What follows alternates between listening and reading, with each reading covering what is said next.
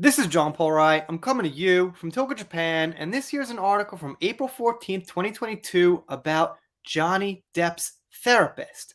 Johnny Depp and Amber Heard engaged in mutual abuse, says couple's therapist. Let's see what we got here. A therapist who worked with Johnny Depp and Amber Heard in 2015 testified that the couple engaged in mutual abuse and that Depp could be triggered by Heard. Laurel Avis Anderson's testimony was played for jurors on the third day of the $50 million defamation trial underway in Fairfax, Virginia. Depp has sued Heard for publishing an op-ed in 2018 in which she alluded to domestic violence claims that she first made in the context of their 2016 divorce. Anderson testified via video deposition in February, and the video was played for the jury on Thursday morning. Anderson said she saw the couple several times between October and December 2015 and that the sessions could be stormy, with both of them threatening to walk out at times. She also testified that Depp denied being violent.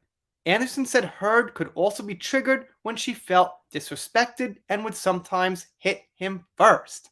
In counseling sessions, Heard would often interrupt while Depp tended to be more reticent, she said. Or let's just say, more under control and calm, as everybody has seen and everybody pretty much knows. Miss Heard had a jackhammer style of talking. She was very amped up, she said. She had trouble talking at a similar pace. Anderson also testified that the couple did not communicate and had terrible skills. She said Heard reported in a phone session on December 15th, 2015, that she did not want to get a divorce, but that she wanted to get a divorce. Kind of confusing, like usual, from Amber. She loved him, he loved her, Anderson testified. She believed that she wasn't stupid. She knew what they were doing wasn't healthy. Can't really give her too much credit for that. It's pretty obvious that she's unhealthy for Johnny and the relationship was not very healthy. In the same session, she said Heard talked about a strategy for getting out of the relationship. Her therapy notes state, will she have advantage if she leaves him, but files with police for abuse first, which I guess she didn't do. She doesn't file medical or police because probably none of it actually happened. Heard has alleged Depp would punch her, kick her, headbutt her, grab clumps of her hair, and on one occasion sexually assaulted her with a liquor bottle. Not exactly sure how that would go, but okay. Depp has denied those allegations and accused her of assaulting him. Heard has countersued Depp for $100 million, alleging that his attorney defamed her when he alleged that she had orchestrated a hoax. The trial is expected to last 6 weeks, and both Depp and Heard are expected to testify. The jury has heard from 5 witnesses thus far, including Depp's sister and Heard's former assistant, Kate James, both of whom said they did not witness violence between the couple. 2 of the witnesses, James and Depp's friend Isaac Borach, had already testified in the 2020 defamation trial in the UK. Wish we could have seen that at the time. In that case, a judge rejected Depp's defamation claim against the publisher of The Sun newspaper, which had described Depp as a wife beater, quote unquote, in their opinion, concluding that Heard's allegations were substantially true. And the other substantially true thing I derive from that is Amber Heard likes to play Monopoly and drink hot chocolate with all kind of people who are making decisions, pulling strings, and just important in general.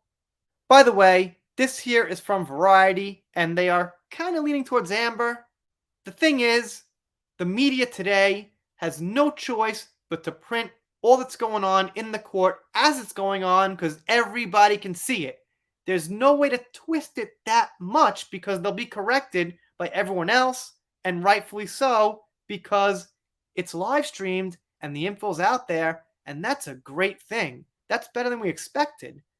We weren't even sure what would happen or how we'd get this info. And if the therapist will claim mutual abuse, she's going to have to prove that, or someone's going to have to prove that. Because if we're going to go by people's words, then it looks like Johnny's winning with flying colors here. If we're going to go by what people say alone and not evidence, then Isaac's testimony is pretty much a grand slam home run, and that's the end of the trial.